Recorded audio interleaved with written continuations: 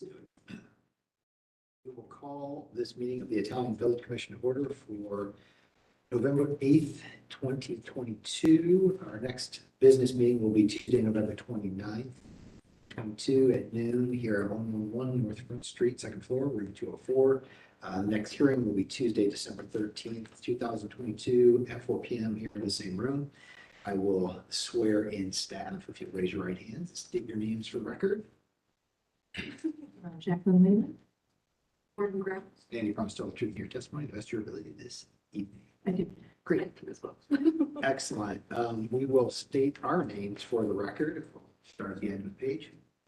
H. Schmingling, Carla Tri. Brooke Michael Smith, Shannon Fergus. And Jason Sudi.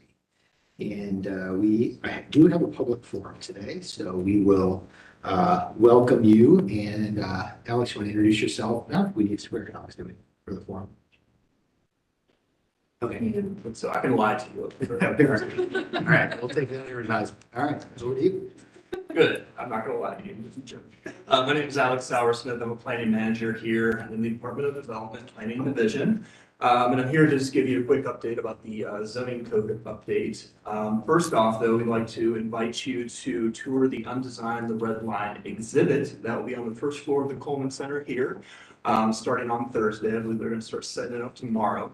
So it's an interactive exhibit that explores how urban development and planning policies, such as redlining, slum clearance, highway construction, among others, designed structural racism into American cities, including ours. The City of Columbus is sponsoring the exhibit, co-sponsoring with the YWCA, so we may learn from our past and open up a dialogue about how we may foster equitable growth through the zone in Columbus, which serves as a good update effort to update Columbus's zoning code. Again, we'll have this exhibit starting on Thursday the 10th, running to the 18th. More information can be found on the cards, the website link that you have there. And this Thursday, the kickoff is at 4:30 when the mayor will make remarks promptly at 4:30. It'll run until 6 p.m. You're free to tour the exhibit and show up. RSVPs are welcome. We had some issues with the email, so I think all the RSVPs we got today we don't have, but we'll be ready for you either way. So. On to the zoning code update. So tonight I'm here to talk to you about the zoning code update. So we begin to create a shared vision of a new zoning code, which on its own doesn't have the power to change the inequities that helped create in the past, but is one of the tools that we can utilize to help address the current inequities that we see when we look across the breadth of our city, so that we can build a more prosperous future for all Columbus residents. So I am going to skip the part about what is the zoning code because I believe everybody in this room, including the people behind me, know what zoning code is. That's why we're here. But we'll go into an assessment, kind of where we're at and where we're going with this. So as many of you may know, our zoning code has not been comprehensively updated since the 1950s, a very long time. Lots of things have changed since then. We did an assessment on the current zoning code, and we had some key findings that came out of that. The standards that we currently have are not tailored to local conditions. The code does not prioritize future housing and transit needs in an equitable fashion. Surprise, surprise, the code is not user-friendly. It has an over-reliance on site-by-site negotiated zoning actions and creates a multi-layered kind of scattered decision-making process through all that. We also conducted a survey through this process. We had over 3,000 respondents, which is absolutely great. However, there's some caveats to that. There were 10 top priorities that were identified. The top 3 overall were fostering walkable neighborhoods, encouraging the conservation of natural resources, and supporting improved transit of some sort. However, that varied from demographic group to demographic group. For example, renters, respondents who were renters, listed affordable housing as their number 1. Improved transit and promoting equity following that. For those under 35 years old that responded to the survey, improved transit was number 1, conservation of natural resources, and accommodating a growing population following that. Amongst African Americans that responded to the survey, promoting equity was number 1, improved transit number 2, and affordable housing number 3. And amongst low-income respondents to the survey, affordable housing number 1, promoting equity number 2, and improved transit number 3. So we see some commonalities there. So the caveat was is that we didn't hear from a representative sample of our population, which unfortunately is often the case. For example, 77% of the respondents to the survey were homeowners, while less than half of folks in Columbus own the home that they live in. Racial diversity of the respondents did not reflect the racial diversity of our overall population. There was a lack of neighborhood representation. About 50% of the respondents came from about 10 neighborhoods. You can probably guess which 10 neighborhoods those would be. So where we're going with this, we plan on starting with the key corridors, given that we've had a lot of work in the past from various organizations and entities that have explored the corridor development already, also working hand in hand with MICAS, of course. So some of these key corridors, this is not an exhaustive list in any shape or form. We're still deciding on exactly which ones we're going to tackle first, but it'd be places like West Broad, East Main, Solomon 161, High Street, Morris Road. Places where they serve the main streets of their communities, places where housing option employment centers and communities all meet together that provide connected amenities to folks, and it can be focused there in the future. By starting here, we hope to fight rising housing costs and creating jobs close to where people live and access to those jobs as well through transit. Some of the things we'll be considering for these corridors are mixed use development opportunities, both in a vertical, manner on one site and horizontal manner along the corridors within a zone or district, or within a zone and district, I should say. And it could reflect a variety, and hopefully does reflect a variety of land use throughout those corridors and combinations of that. We'll also be looking at housing policies, of course, building on the work that we've already done, parking policies, land use policies, development and building standards. But it is important to note and understand we have not made any decisions yet to date. So we still have a lot in front of us here. So the goal is to be responsive to current and future community needs by being data-driven in the decisions that we make, ensuring that the code changes reflect and leverage best practices, and that we prepare for the projected growth of Columbus in the metro area as well. So in addition to the updates that we're currently providing to area commissions, we just did a round with all the area commissions, the historic commissions, of course, here tonight doing that. We're also in the process of forming an advisory committee, which we hope will be made up of a range of Columbus leaders and representatives, which will help guide the process. The next steps are, of course, designing, discussing, and drafting the code for mixed-use districts along those corridors. We will be doing that for the entirety of 2023, and there'll be plenty of opportunities for public engagement throughout that process. Of course, we encourage all of you to join in that process, but also encourage you to talk to folks that may not be able to make it to meetings like this or make it to those engagement opportunities. While we will be going to community events, going where people are at, we'll have an online presence as well, and that will also have other opportunities throughout the next year. Obviously, we're not going to be able to get everybody that we want. We really want to stress the importance of reaching those folks that have not been traditionally reached. So we hope to wrap all that up throughout 2023 with the goal of the spring of 2024, bringing that to council to have all of those decisions that we've made there codified. After that, in the summer of 2024, that's when we'll move into the other commercial nodes, districts, and also to the residential areas.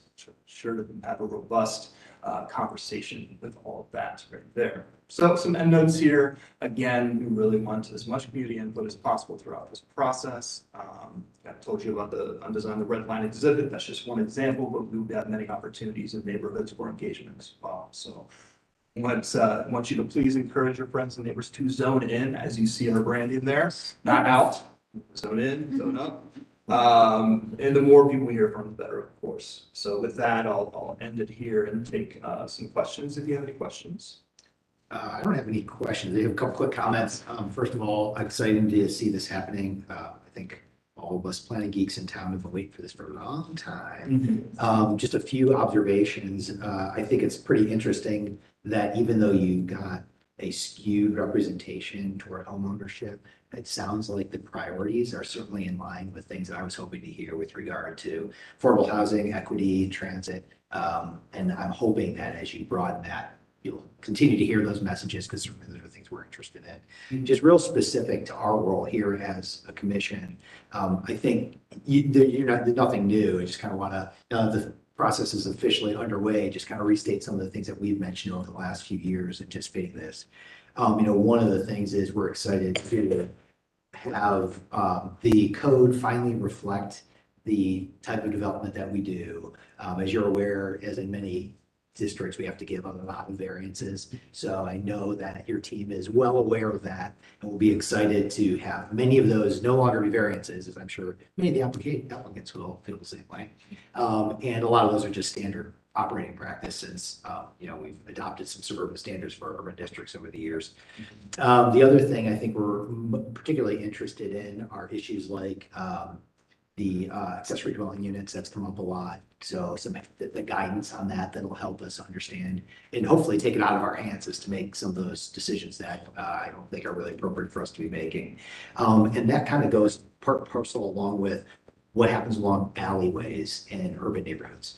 Alleyways have been an ongoing challenge as residential has started to face alleyways. And so we're in a little bit of a quandary as to what is even the standard we should be applying? Because you've got a real regular looking alley that all of a sudden is half a front door for people and garbage bins and all that kind of stuff. So that'll be, I think, the big issues for me going forward. And then I think the major issue structurally I don't have a predisposition on this. I'm just interested to hear as we go along, whether as the code evolves, there will be a situation where we're sort of taking away our design guidelines and we're just utilizing the code because there's enough elements of design standards in there, or we're revamping our design guidelines, or we're just making a standard design guideline for all urban neighborhoods, whatever it turns out to be. Right now, I think it's pretty clear that we're all shoestringing it together a little bit. We've got design guidelines from the 90s and, code from the 50s and high street design guidelines from the 2000s, and we're just making do. And I think we've all figured it out, but to have that streamline would be extremely useful. So I'm excited about that. With that, turn it over to everybody else for comments. Yeah. I have no additional comments. I think it's really exciting and much needed and definitely echo the design guidelines. For 4th Street right now, we're applying High Street design guidelines and that makes sense in some respects, but from a historic character, not so much. So. Yeah. Nothing to add. Sounds great. Thank you. I echo it. It's great and so happy to see it happening. I'm going to ask something that's a personal kind of question. Sure. I'm wondering how this works as a person who formerly lived in the short north. And we were trying very much to kind of change the density of bars, change the land uses that exist in that area because it totally changed the complexion of the short north. Will regular folks be able to come in and make comments to all of you? And when does that process start where people can do something? Right, yeah, again, just kind of, reiterating, we do absolutely want regular folks who want as many people as possible. Again, all of you are already involved and already have a lot of input and want you to stay doing that. But for regular folks, I don't have provided for me exactly what the outline looks like as far as engagement goes, and where we'll be doing that and when we'll be doing that. But we'll be starting this Undesign the Red Line event here in the building as a way to kick that off.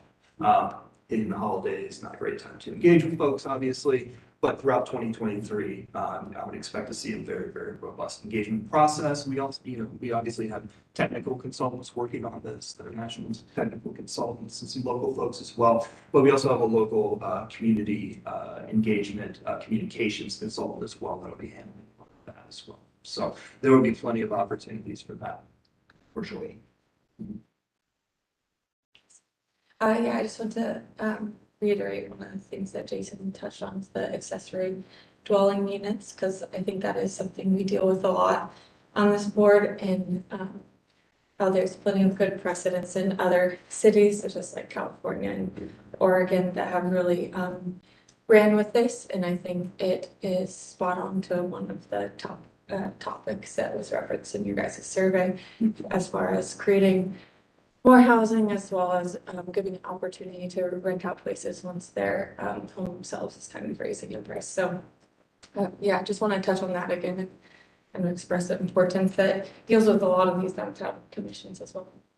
Yeah, absolutely. That's something I think, I've went to several area commissions myself with the same message, and that's something that I've heard at most of the area commissions I've been in. University obviously was a big one, that stands out, but, and I think there's been a lot of, internally, a lot of interest in addressing ADUs. So I think that'll come to the forefront rather quickly, honestly, with our process, but yeah.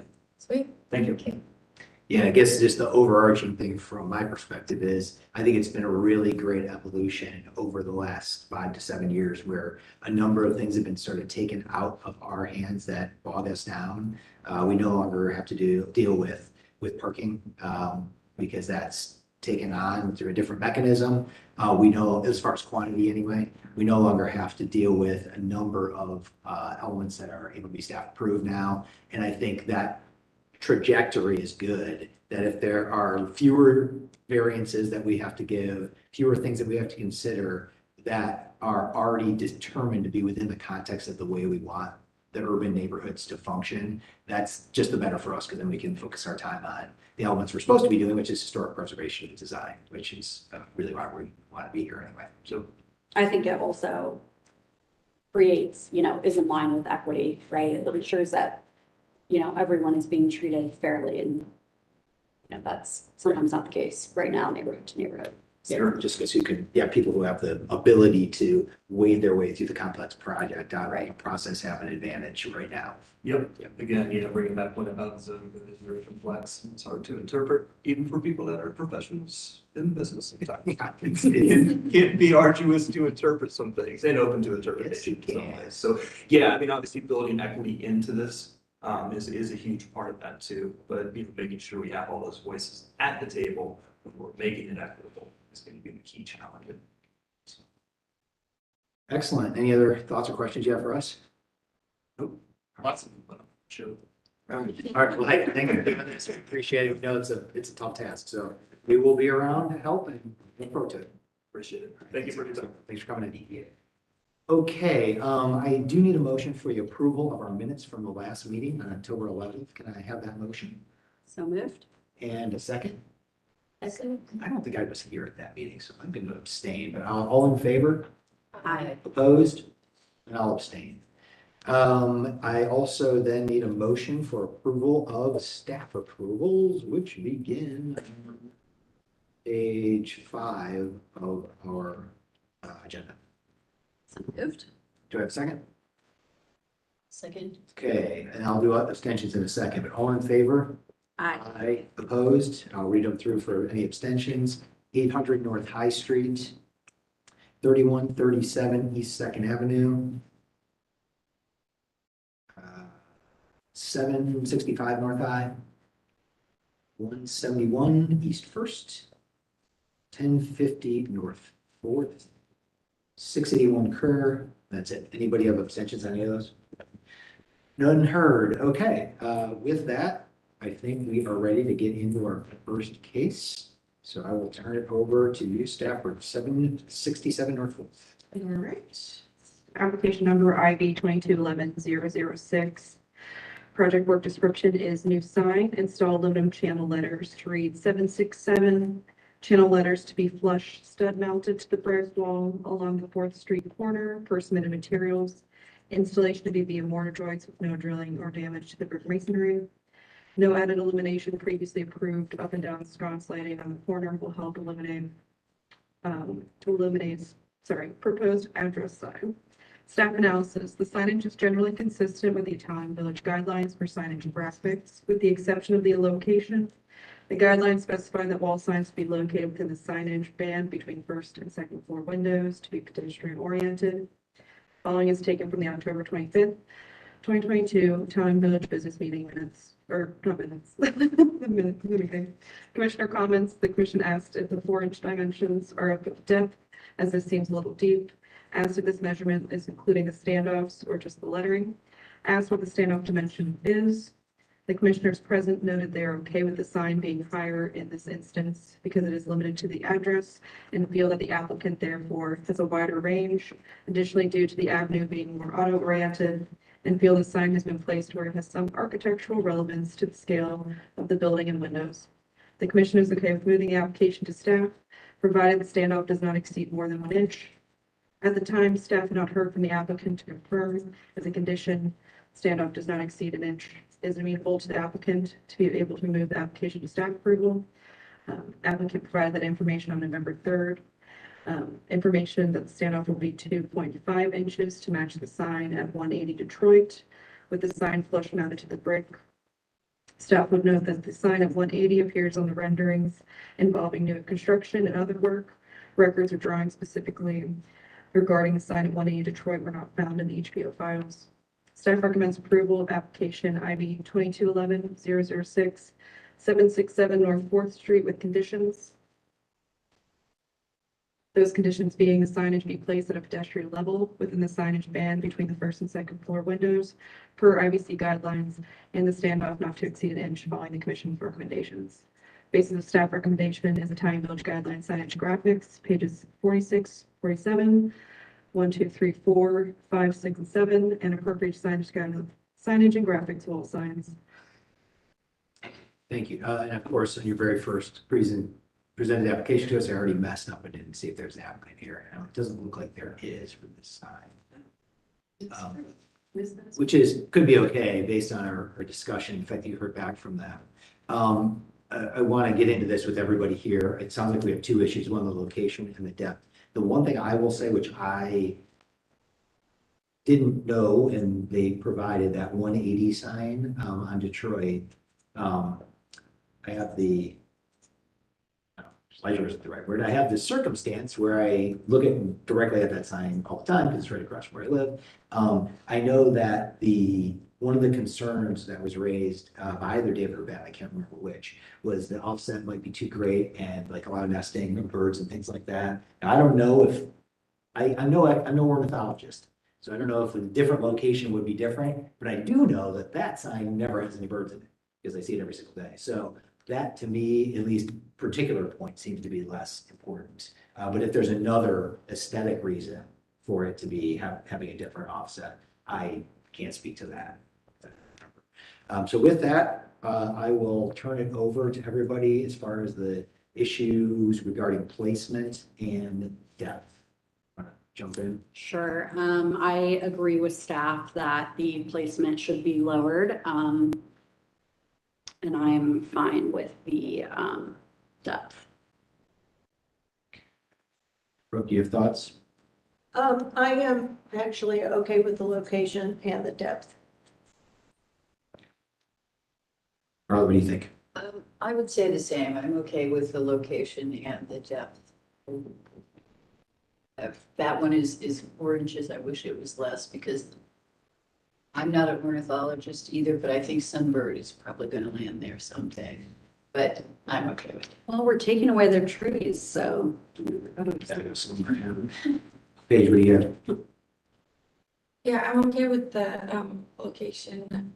I do think it's on 4th Street. It's helpful with all the traffic there and some other signs along that street we have approved at that height. I'm okay with that as well.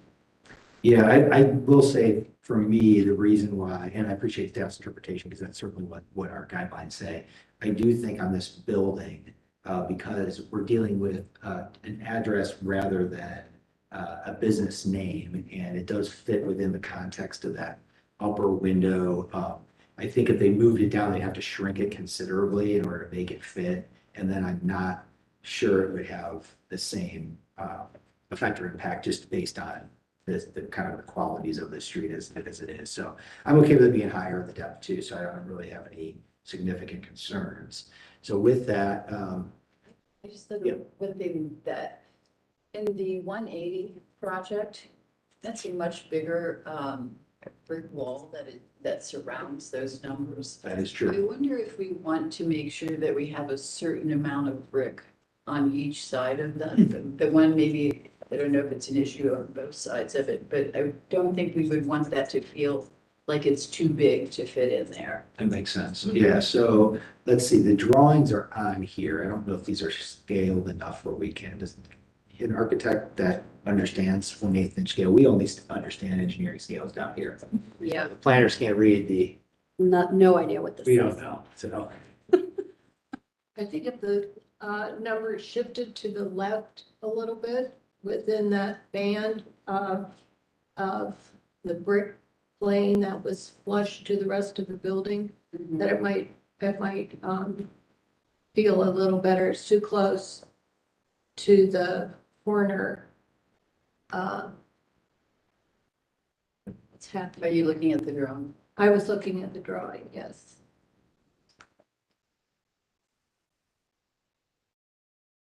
I mean, is it just centering it between the window and the, Done, but I could understand what you're saying too. Yeah. you know? Maybe that's just a minimum hold up from the edge if you go like, 4 inches clear from the Mhm. numbers to the Right, window. like be a little further. Their edge of the building. Right. 4 inches. If it's just, That's 4 Yeah. inches. Mhm. That's pretty close. You're right, it's a little closer to the edge right now, it looks like maybe. This looks like it's more than 4, but if you need a little scale. Look at the Right. that brick size, but if you look at, so I'm looking at 2 bricks to the front and I flip that. The middle of the 7 centered, the Yeah. bottom of it. But it's not Yeah. in the middle of the Yeah. pattern. Okay, so do we have a dimension that we want to make sure it's clear on each side, excuse me, on each side? So say we would want it to be at least 6 inches from the outside. And it looks like it is, and it looks like it's, a little bit more like 8 on the inside. So just so they don't make it any bigger than this, I think we're probably okay. And do we want It- to make it it looks- equidistant, or are we okay with it being slightly closer to the edge? I think it's okay this way. I think we want it too close to the window. Any other thoughts out there? Okay, staff, is that clear enough? We can make a motion? Okay. So do I have a motion then to approve this with whatever condition you want to throw on there? And this is low pressure, give it a shot. Let's see, you gotta get me started on this, so I say, I move Yep. to approve, case 01 IV 2211-006-767 with the stipulation that the numbers do not move any closer than 6 inches to the edge of the building. And you want a minimum 6 on both sides? If we could say that, I mean, I'm hoping that the drawing is accurate, but we could say 6 inches on both sides. Minimum, yeah. Okay. Sounds good. Do I have a second? Second. Okay, all in favor? I, Opposed? Motion carries. Okay, fair enough. So next one is, hold on, what do we got? 681, well, yeah, let's move to staff approval. Okay, 815 Hamlet. So we've got an applicant this time, so let me get them sworn in and then we'll turn it over to you, staff. Keep this in the right order.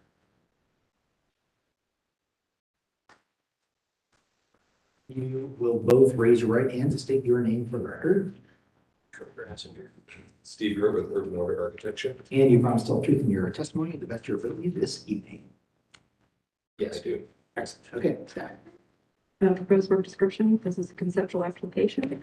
This is demo, new construction, exterior alterations. Demo of existing 1-story addition. Construction of a new 2-story addition at rear of home in place of existing 1-story addition. Add 2nd-story addition to an existing rear kitchen addition. New additions to have split-face concrete block foundations, smooth cement board siding, asphalt shingle roof from approved shingles list.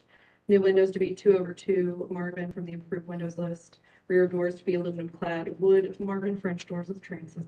And exterior alterations include infill a portion of the front porch to infill side porch, remove existing vinyl siding to expose and repair original wood siding, replace any missing trim to match historic, replace existing windows with new Marvin windows from the approved windows list, replace front door with 2/3 light door with transom. Staff analysis, the 815 Hamlet home is a gabled L, a vernacular house type popular after the end of the Civil War and into the early 20th century, characterized by an L or T-shaped house. Apart from the L-shaped plan, the gable L typically had two entries, one facing from the front facade and one in the L. The L plan shape and two entries design provided more light and cross ventilation than other house types at the time. An attached front side porch sheltering the entrances was key to both ventilation and affordability, allowing the gabled L homes to be constructed on narrow and more affordable lots of Ohio cities and villages, while still offering inhabitants the open air benefits of a small porch. This design made the gabled L a popular house type, particularly among worker housing and in neighborhoods near manufacturing and factories, such as the middle-class community of Italian Village. Staff recommends avoiding altering the front porch, as the front porch is an integral character defining feature of the house type and original design. The gabled single-story wing was constructed by the turn of the century. Typical of additions in gabled L designs, the addition has acquired significance in its own right. Staff recommends the proposed two-story addition use the existing historic turn of the century gabled addition as a connector to ensure the addition is subservient to the historic structure, is compatible with the original house form design, as well as avoiding changing the character of the historic gabled single-story addition. At the October 25th business meeting, the commission noted the following. Some commissioners feel comfortable scale-wise with how the proposal works with the street, would ask the applicant to consider removing chain link fence. Note that the current proposed rear addition is more appropriate than the previously approved addition. Some commissioners note the front porch is the one thing they are hesitant about being appropriate because it is historic, and the two entry doors seen around the neighborhood is unique to the neighborhood and speaks to how the building was used historically. The commission is okay with the rear additions due to the rear location, as it does not affect the streetscape as much. Some commissioners find the proposal to be nicely done, although the house does seem quite large with all the attached new parts. Are there any issues with lot coverage, zoning, etc.? They want to eliminate that concern. Some commissioners are okay with the demo of the small existing addition, but also hesitant about the front porch enclosure. Some commissioners a little hesitant about the proposed addition being a flowing two-story structure with the original building. They would encourage the applicant to consider instead allow this to be a bridge building that is a tall one-story, then have a second story as proposed. There is a porch adjacent to the bridge building, should not be as proud as the other structure and should somehow defer. This may translate onto the plan, and there may be some way for the first floor to better pretend to be a side porch. Some commissioners also have trouble with the front porch issue, trying to think of other places where that porch roof that is so distinctly meant to be just a porch roof also encloses half of the regular indoor space. I understand the deep porches are not widely practical, but they also exist in a lot of places on these streets, reflective of when people used to use front porches more rather than the back. Staff recommends the commission to offer design feedback that can be utilized by the applicant to further refine the proposal for review at a future IBC meeting. No action is required, but basis of staff recommendation will be City Code 31-1611, standard for alterations 1, 2, 4, 5, 10, and 12, and Italian Village guidelines, new construction and building in addition. Is there addition? Yes, thank you. Okay, over to you. Basically, what we're trying to do is put an addition on the back of this house. Our goal with keeping the expression of the one-story side porch was to do what I think staff is recommending, is to maintain the original structure and then sort of have a hyphen piece that connects then to another story and three-quarter addition. And obviously that one addition, well, maybe not obviously, but one addition is just really bad. And then we're maintaining the first floor of the older addition. And then as far as the front porch, while the idea of that front porch is historic, that the porch that is there is not historic. And I just saw some photos that showed that was built after 91. There were some there were some photos from Oh, like the fifties and change with the porch itself. the porch is concrete.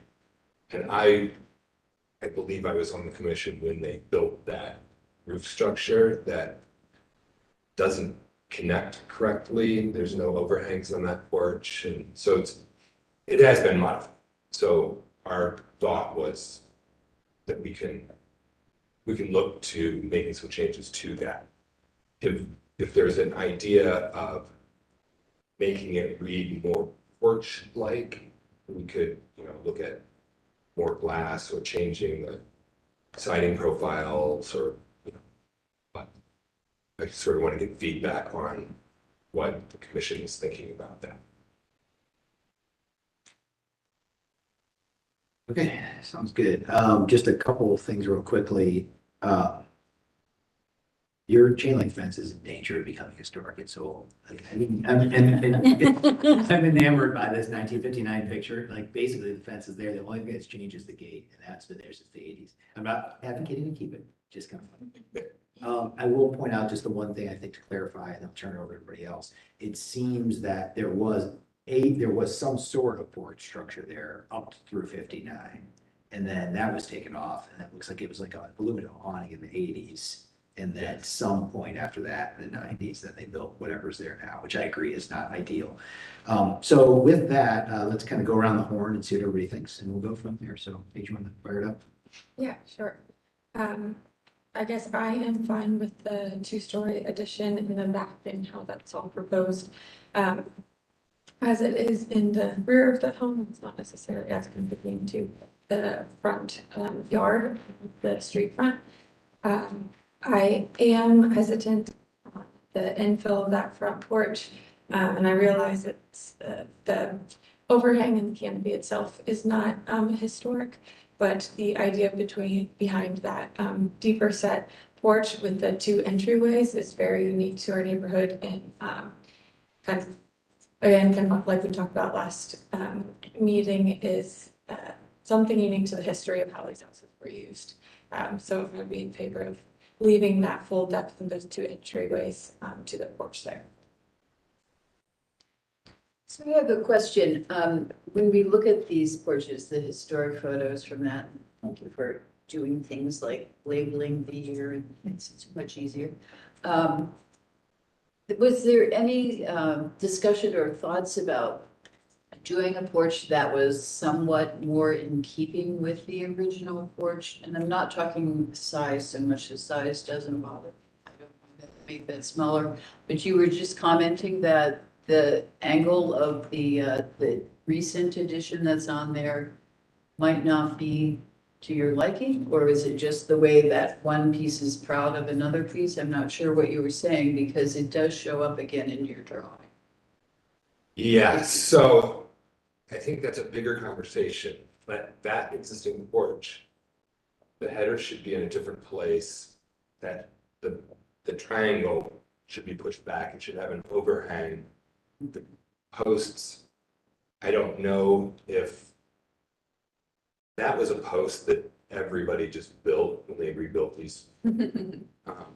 So we could do a turn post, but it's how much should we be looking to modify the existing structure if we are allowed to fill in part of it? Like, could we rebuild that whole porch? So in your architectural opinion, this structure is one that feels like it is in keeping with the house. You're not. The detailing of this porch is not done correctly. Okay, and you're going to change that. We weren't planning on changing it, but I would like to. So if this is something that I need to talk with my client about, but You guys can. I would like to correct the detailing of that porch if we're allowed to change it. Or if we're going to leave it, then we're not going to do anything. Not that that's a threat or anything, but like, Yeah. we're not doing anything. It didn't exactly sound like the first one. So I think what I would say is I would like to see some of those details changed, and I'm all right with reducing the depth of that porch. I think to me, it still maintains the sense of the L house and the fact that there is a dominant kind of bar of the house and then these kind of side pieces that move. There's more than one forming the L now, so I don't have a problem with the porch being, reducing the size of the porch. I think it is a big house and it will be, and the length of it is, quite long, but that's also a really long lot. So it doesn't bother me that the size of it, and I think that's appropriate, and the second story addition is appropriate as well. And other than that, I think, the materials and the other choices that you've made, quite nice. I do think that the front porch should keep its depth, and it's not so much the depth, but the two doors. I have a house that has the same thing, and actually, I was under the impression that the two doors, well, this is kind of strange, were the one door that has a straight shot in is the funeral door. And I don't know if this is true, but this is what we were told, that's, you would take a casket straight in, set it up in that room, and use the other door as your entry door. So neither here nor there. I think the idea that the two doors, keeping them is really important. I really like the two-story addition. I have a little angst with the infill of the side porch. I could be convinced otherwise. I think the kitchen is pretty nice. I do think it could be reworked, even if that porch were kept, but I couldn't be convinced in the alteration of the front porch. Everything else, I think, is great with this proposal. I am trying to get a better view of the side porch. I agree with everything that Brooke said, but I'm probably okay with infilling that side porch as well. Yeah. But I agree about the two doors. Unfortunately, I think that's one that, we all own historic homes and know how annoying that can be, and that entry closet looks real nice, but I just think that that's taking it kind of one step too far, especially on the front of the structure. Yeah, I think best case scenario for me would be that you did redo the porch and left it in the form that it was, which, it's not on the table. That being said, I'm torn. I think I'd be open to entertaining what it looked like. That was more in the historic vernacular of the porch and roof. That being said, I think it's gonna take a little bit more convincing for me to be able to fill that in. The rest of it, I'm fine with the scale of the back and the way you proposed it. I don't have any other issues with that. It's in keeping with the adjacent house scale and whatnot. The one thing I will say, I heard the same thing, and I was actually, right before you said that, I was like, I have to find out if it's actually true, because I've always heard that. Yeah, and I don't know if it's actually true, so I want to find out if it's true, but I would like to think it's also for like bringing in piano. That way it's not just for me. This is so cool. It's like, Turning that. it's like the day that's all you're thinking about when you're building. It's like, I'd like to think there's something joyful, at least I'd be going out there. So, so I think that's pretty much where I am. I can't speak for the missing commissioners, but I think they shared similar thoughts. So personally, I'm open to entertaining a more refined version of that, but definitely as it is right now, I would not be in favor of it, just shortening it and keeping kind of overall porch out there. Okay. Other questions? I'm thinking. No, no. Sounds good. So we'll discuss this. And maybe we'll pull this apart I have some thoughts of, you know, if this is a glass see through, does that make Yeah, a maybe. difference to people and, Could be. you know? Share your feedback. Yeah, I would say one thing, maybe not a question, but I've lived in the neighborhood for 10 years, give or take.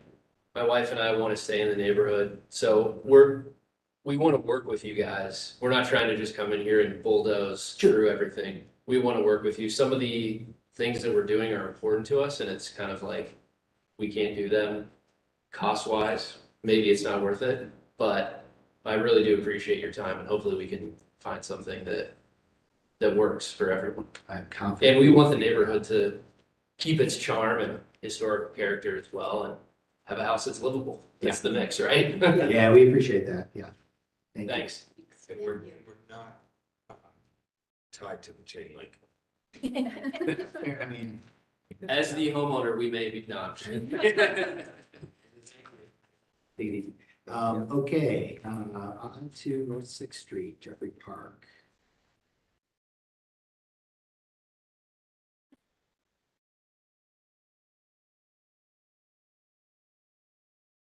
When we get settled, if you'll raise your right hand, state your name to the record. Robert Harris? Matt Negron. And you promise to tell the pure truth and your testimony to the best of your ability this evening. Yes. Excellent. All right, Steph. Great. Proposed work description for North Sixth Street is the construction of 5-story and 3-story apartment and townhome buildings and attached 3.5-story garage. Staff would like to note, sorry about that. Staff analysis. Staff recommends using windows from the approved windows list. That is not included in these updated materials. And they would recommend that wood doors be considered for any primary residential doorways facing the street. I could read the business meeting notes, but I just want to get the commission's thoughts on that, to see if we want to recap on any of that, since some were missing from the business. I'm meeting. okay. Anybody else want to see, we have a oral reading of the notes they provided?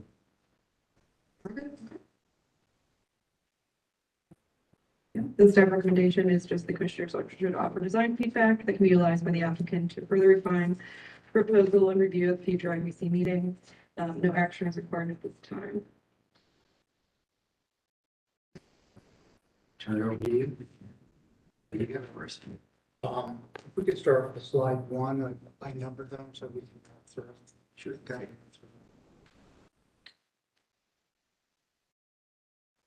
It's the next, yeah, there. Yeah, there. Just a quick overview in regards to the neighborhood and all the townhouses through here. I'm glad I did that because Commissioner Cook and Commissioner Goodman were very particular on that. Also Commissioner Schnellen, was in regards to the look. You can see very clear their paper punched windows and doors repeated constantly throughout the facade onto it. Commissioner Cook mentioned in regards to the Jeffrey Park existing town, so it just completed. He said it had too many windows and stuff like that, and it's a cadence of it was a 3-window set, then the single door window on that, as opposed to the universally throughout the village. There were one window, cadence. And we're able to do that on that.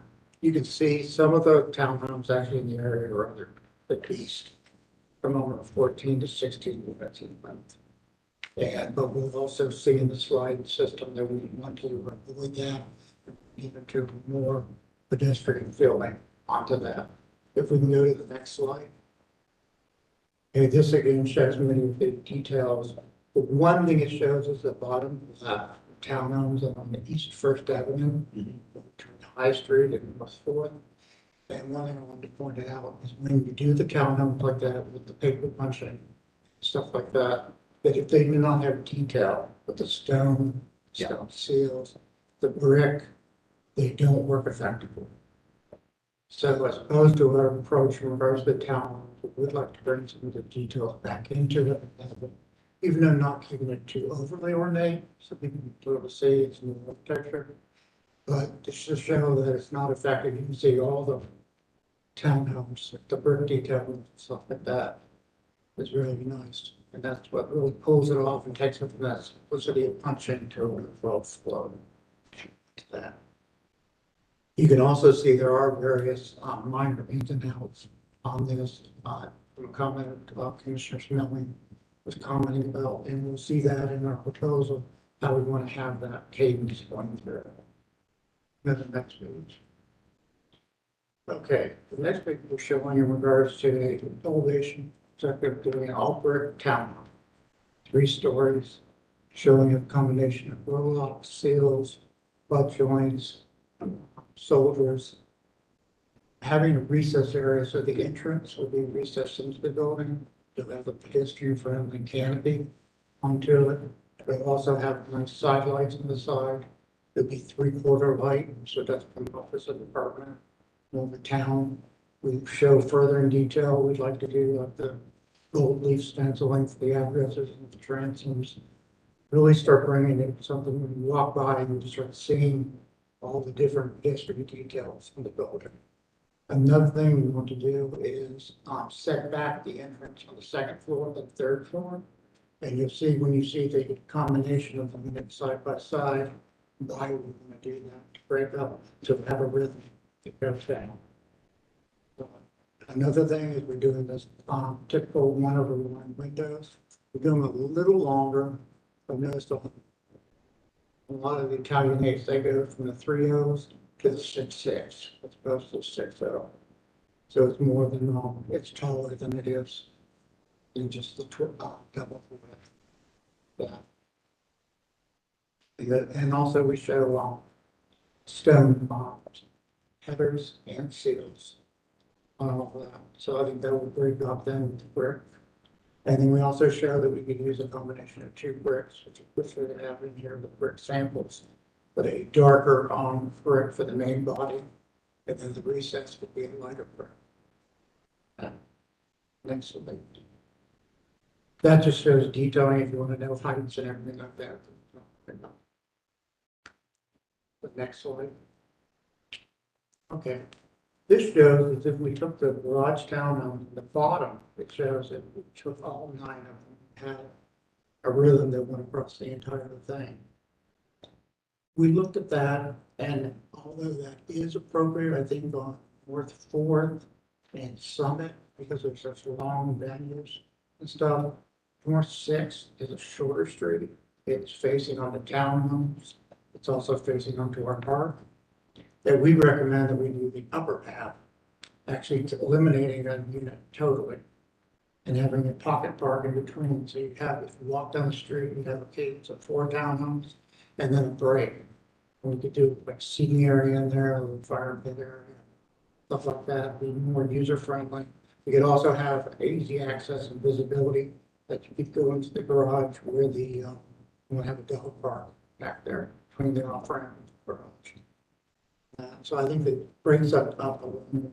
And with that rhythm, I think we can continue then down the street, as Commissioner Goodman was talking about, bringing the townhomes all the way down North 6th Street to park. Next group. This shows the materials with the darker brownish factory brick and then the lighter brick. I did specify in regards to windows being used from the site, and also the harding would be all smooth harding, very low harding. The harding is just on the canopy of the entrance door, but our whole entire facade on this is brick. Next page. This shows with the mansard area above the inset recess area, the door area, being from the roof shingle list. This was actually the shingles we used on phase 8.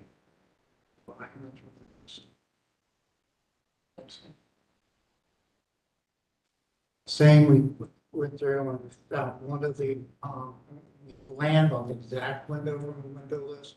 We'll give you that, but we got this one from the window list on there, but we'll detail them, we'll make sure they're from that list.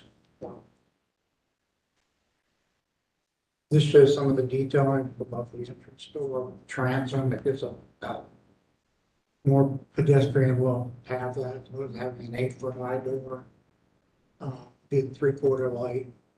Because it is apartment, we recommend in regards to this is stained break fiberglass. We can entertain the wood and stuff like that, with being and run and stuff like that. And also, facing the east, it's gonna be a 10 south door. And if you've ever seen them before, they look exactly like they look. Can't tell the difference at all.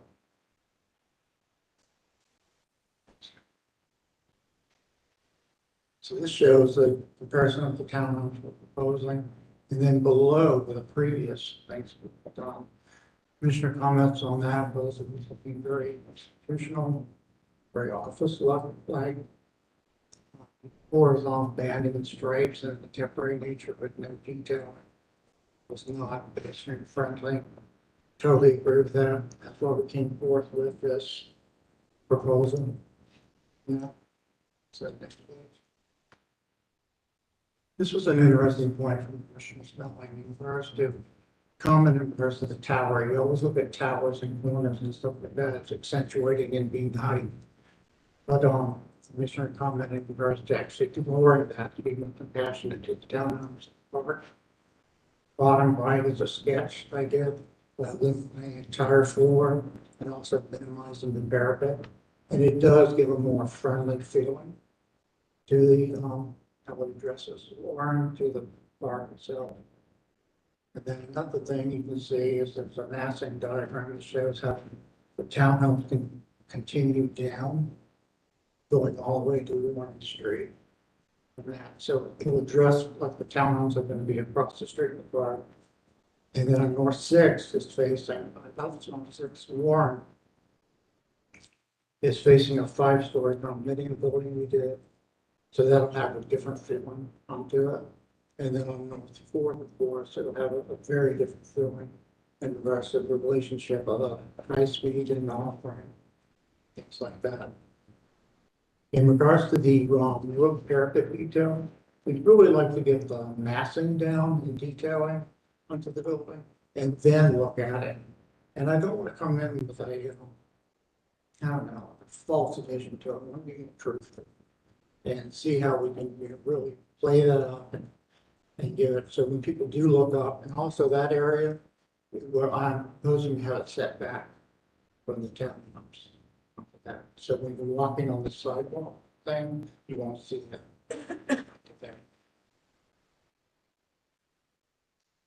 Open up the comment. Yeah, sounds great. Oh, and there was a thing in regards to Commissioner Fergus mentioned in regards to the lighting on the parking garage. If you remember, phase 6 did a parking garage there, as opposed to having the very tall 18-foot high lights for the parking lot. We went down to the 10-foot high lights onto it, and then we used cutoff fixtures that totally keep any light bleed from going into the 4th and 5th floor of the apartments itself. Great. Start. Sure. I really appreciate all of this. The research and the detail. I think it's just a much better treatment. I think it's really appropriate for the corridor and something, you know, that could have been found there in the past. And pays homage to a lot of these buildings that are currently affordable housing, you know, in the neighborhood, and that makes our neighborhood unique that we still have a lot of these structures. So I really love the direction you're going in.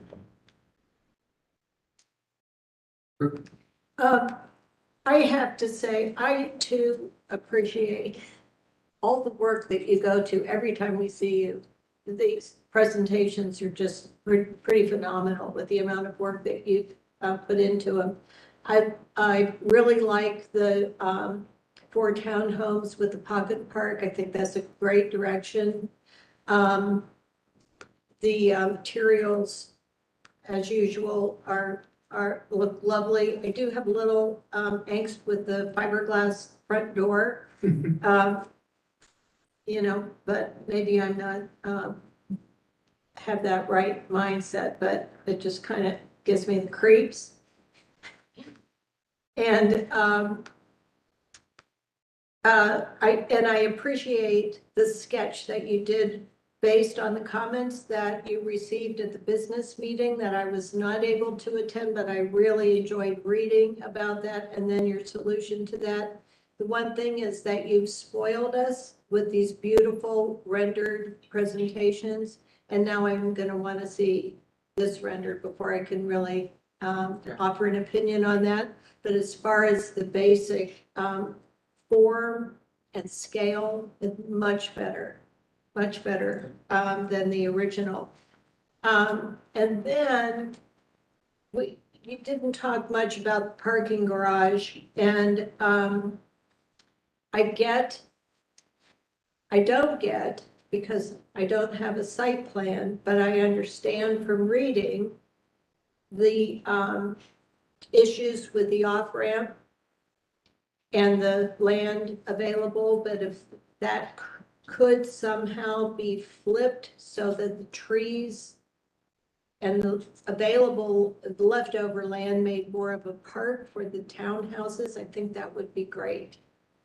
And I'd love to see, if it can't change, and regardless, it'd be nice to see a rendering of the view between the garage and the townhomes, just to feel that scale and what that's really gonna feel like for people.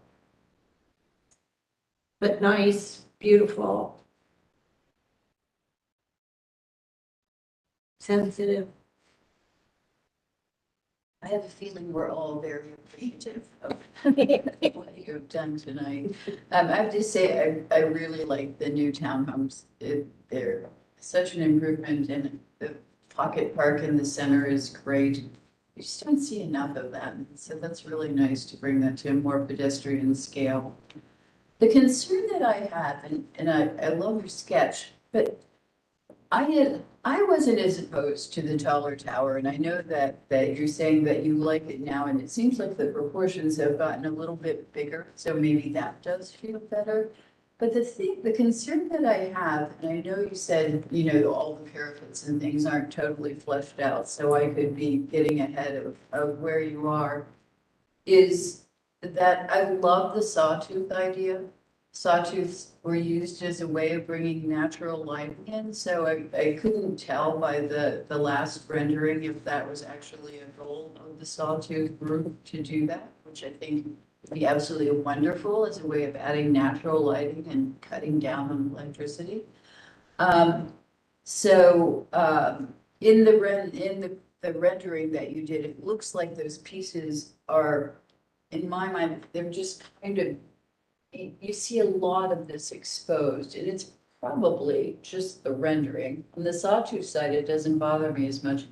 But on the other side, and I'm sorry, I don't know which direction you're facing, but this piece right here, where you just see the little flat little triangles coming up in a row, to me, that doesn't feel authentic. It feels applied. On this side? Right here. No, here. When you look, you can't see it on that one. You have to look at this last rendering and. I see that. Yeah. Yeah, right here.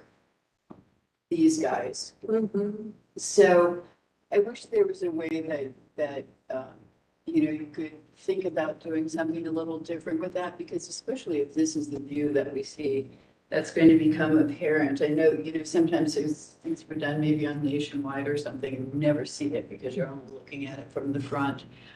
But if there was a way to incorporate that, I mean, maybe just a simple parapet, maybe it doesn't have to be that kind of little gable piece in there.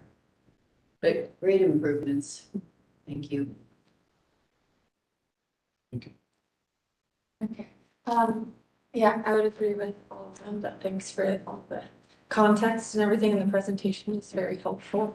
And the rhythm that you created, I think is very appropriate to the neighborhood, as well as creating that horizontal that you did above the second story that is in line with many of the row houses you see around it, like limit itself to that 2-story. So I appreciate that, drawing that line there as well. Same kind of note with the paying attention to the context, how the facade changes and creates that pocket park as there's different things across the street on either side of those facades. So that's awesome too. I guess I'm partial to the, lowered tower. As you kind of had stated, it was kind of a friendlier feel on that corner. I think that's quite nice.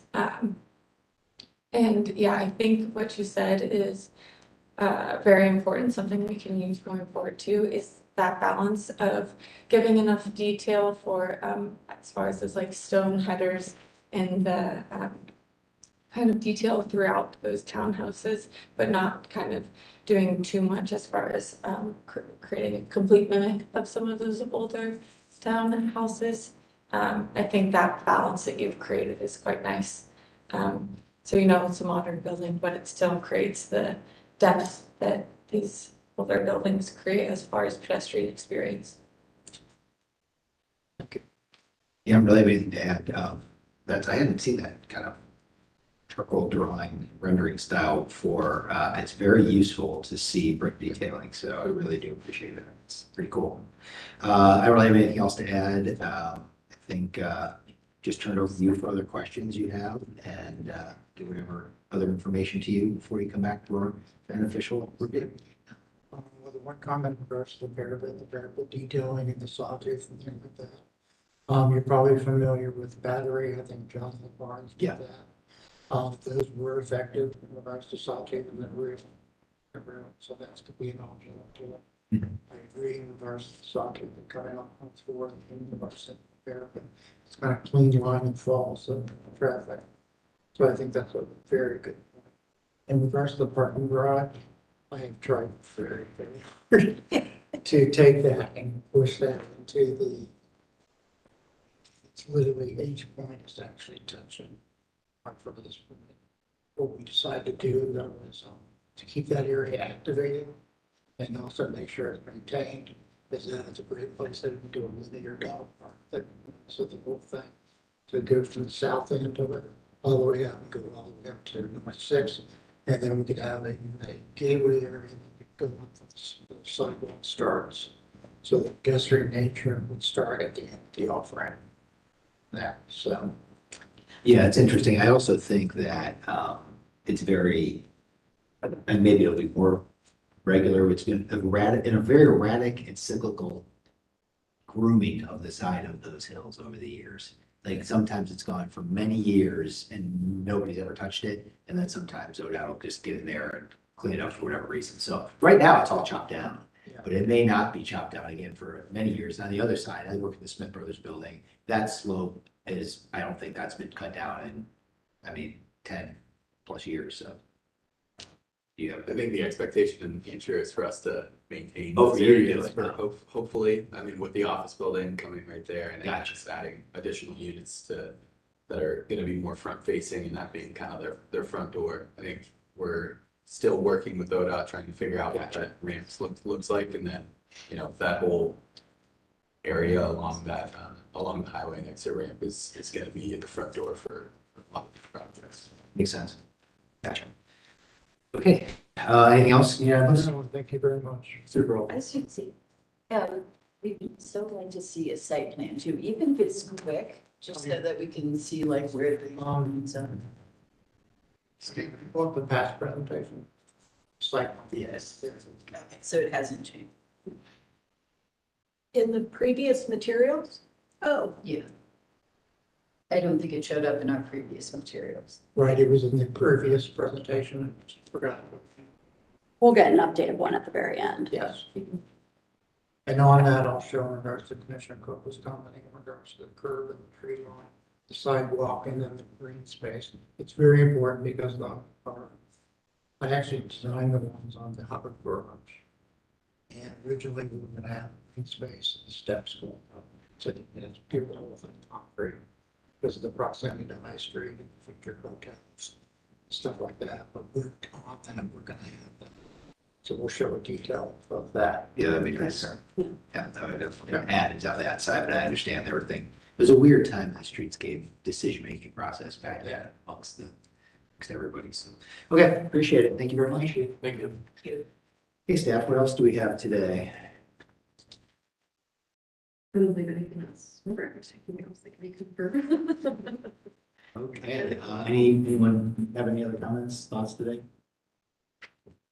Move to adjourn So moved. and a second. A second. All in favor?